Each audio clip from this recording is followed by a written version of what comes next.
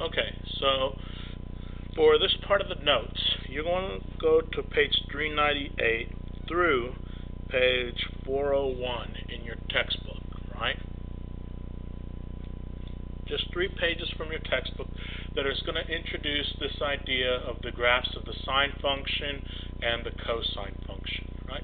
So make sure that you read over the information that's in your book, right? It tells you how we get this particular graph, right, and what these values represent, and make sure that you add commentary based on what's provided, right? So that whatever you need to add to this graph so that you understand what this represents, right, and how it gets represented for the graph of the sine function is very important.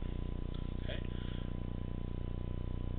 Additionally, right, you have this as well, right, and you want to read over this. It says, hey, here's 2 different representations of this same graph, right?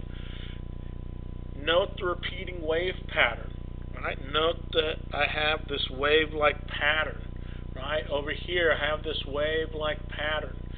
Graphs that look like this are called sinusoids, right?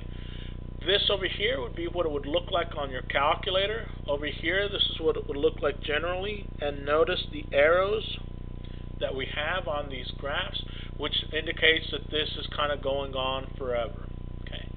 The time or the space it takes for the graph to repeat itself is called the period. So, for example, if I look from here to here, right, that distance, that time, that space, right, that it takes to repeat itself is called the period. Okay. Now I can look at that from a maximum to a maximum. I could look at that like this, right, that going from here to here, that's where I repeat this pattern of go up, come down, go up, right, and then I repeat. So this, right, space to repeat is called the period. Right, and we can look at that and see, hey, in this situation, that period is equal to 2 pi, because from 0 to 2 pi. Right? What does it take to repeat? Right, so from here to here, boom, that's the period. Okay, very, very important.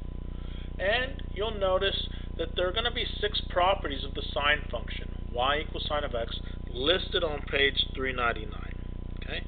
Write them in the space below, along with any additional commentary that you might need. Right? So there's space right over here. Write that information down. Copy it down from the textbook so that you understand what are the properties of this sine function. Right? The parent function y equals sine of x.